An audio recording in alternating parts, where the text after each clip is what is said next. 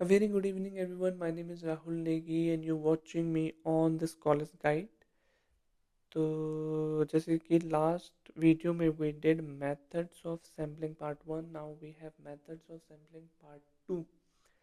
तो सैम्पलिंग जिसमें last video में डिड प्रोबेबिलिटी सैम्पलिंग, तो इस वीडियो में हम क्या करेंगे, non probability sampling with the chances of being selected is not random as they was in probability sampling. Okay, so let's see non probability sampling.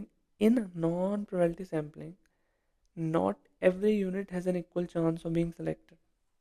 I mentioned it earlier also. हर किसी के equal chance नहीं होते of being selected. ठीक, जिसमें पहले हमारे पास आता है कन्वीनियंस सैम्पलिंग. नाम से ही पता लगा कन्वीनियंस सैम्पलिंग मतलब अपनी कन्वीनियंस के हिसाब से जो हम करते हैं.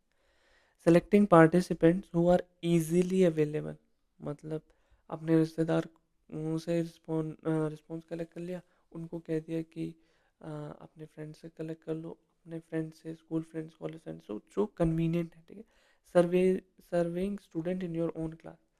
हमने कोई रिसर्च करी, हमने सोचा 50 स्टूडेंट्स हमारे क्लास में ही है, इनके डेटा ले लेते हैं, नो मैटर वेदर वो स्टडी के अंदर फिट हो रहे या नहीं हो रहे, तो उसे कहते हैं कन्वीनियंस सैम्पलिंग. ठीक है, नेक्स्ट वन इज पर्पसिव, और जिसको हम जजमेंटल सैम्पलिंग में कहते हैं. Researcher select participant with specific characteristics, मतलब दे मतलब उनकी कोई रिसर्च है, वो फॉर एग्जांपल जैसे यहाँ एग्जांपल में दे रखा है selecting PhD scholar for research on research methodology. अब रिसर्च मैथडोलॉजी पे उनको अगर रिसर्च करनी है तो फिर वो पीएचडी स्कॉलर्स के पास ही जाएंगे ना, वो 10th ग्रेड या 12th ग्रेड के पास नहीं जाएंगे, because their concept of research is very acute और बहुत लिमिटेड है. बल्कि जो पीएचडी कर रहे हैं उनको थोड़ा ज़्यादा पता है किसके बारे में, रिसर्च और रिसर्च मैथडोलॉजी के बारे में. तो उसको कहते हैं पर्पसिव जजमेंटल सैम्पलिंग. मतलब हमें रिस्पोंडेंट कौन से रिस्पोंडेंट है जो हमें those who will be suitable for our study. Now the third one is quota sampling. Quota जैसे रिजर्वेशन होता है ना, कि जनरल यूआर की इतनी सीट्स हैं, एससी की, एसटी, ओबीसी, पीडब्ल्यूडी की इतनी सीट्स हैं, कोटा सेट करते हैं ना. यहाँ पर भी हम पॉपुलेशन में कोटा सेट करते हैं. Population divided into groups in quota is fixed for groups. Population groups में डिवाइड करते हैं और हर ग्रुप का कोटा सेट होता है कि इसमें से इतने रिस्पोंडेंट ही लेने हैं. 50 males and 50 males selected intentional. हमने एक ग्रुप किया, उसमें हम कोटा सेट कर दिया कि हम 50 मेल और 50 फीमेल ही लेंगे. So that is what we call quota sampling. Last one is snowball sampling. अब स्नोबॉल सैम्पलिंग को समझने के लिए आप, if you have seen some cartoon like Bob the Builder, और आई डोंट नो किस कार्टून में था वो, कि एक स्नोबॉल एक ना, हाँ, उसमें था ऑसवाल वाले में एक सीन था जहाँ पर मतलब एक बर्फ का गोला होता है, पहले छोटा होता है और हिल से जब वो नीचे आता है वो बड़ा होता जाता है. तो स्नोबॉल वही कंसेप्ट है. Existing participant refers new participant, मतलब हम किसी पार्टिसिपेंट को कांटेक्ट करते हैं, फिर वो किसी और को करते हैं, फिर वो किसी और को करते हैं. तो ऐसे ऐसे करके जो स्नोबॉल एक तरह से वो बहुत बड़ी हो जाती है, मतलब रिस्पोंडेंट का डेटा बहुत बड़ा हो जाता है, इस तरह से धीरे धीरे बढ़ता जाता है. ठीक है, तो एग्जाम्पल के लिए research on hidden population, drug users और माइग्रेंट्स. कुछ चीज़ें ऐसी होती हैं ना जो अ, लोग ओपनली नहीं बताना चाहते. तो जैसे मैंने अपने फ्रेंड से कुछ पूछा, तो I say that I keep it confidential. तो उसने मेरे को बता दिया.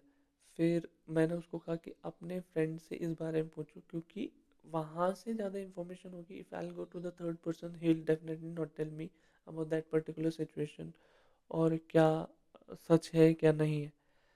सो that is what snowball sampling, मतलब हम पार्टिसिपेंट को कहते हैं कि आप और पार्टिसिपेंट हमको ला के दो. सो दैट इज़ स्नोबॉल सैम्पलिंग. मतलब धीरे धीरे जो पॉपुलेशन का जो सबसेट जो हम सैंपल कलेक्ट करते हैं वो बड़ा होता जाता है. ठीक है, उसे कहते हैं snowball sampling. So that's it for today. We did snowball sampling, we did quota sampling, we did purposive sampling, we did convenience sampling. और ये बहुत important topic है. Probability sampling भी है, but non probability sampling I would say is much थोड़ा ज़्यादा important है probability sampling से, because I have seen question from non probability sampling more than the question from probability sampling. So make sure you do not skip this particular lecture that we have covered. चार types की हमने sampling करी है. ठीक है, एक दो तीन चार. So I hope you kind of got something from this video. If you did, please subscribe to the Scholars Guide.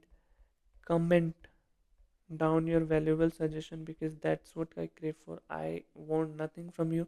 Just comment and just subscribe to my channel. I'll be continuing this series. The reason why I'm saying this time and again ki do subscribe to the Scholars Guide is being I'm a PhD scholar and I have a lot of things going on with the completion of thesis और papers के बारे में, publishing के बारे में. तो if I get a sort of kind of motivation that people are watching, people are liking, people have opinion, then definitely I'll continue this series. Okay, till then, bye bye. I hope you liked it. If you did, subscribe to the Scholars Guide, and we'll see you in another video on every day except Sunday at 6:15 p.m. and on 11 a.m.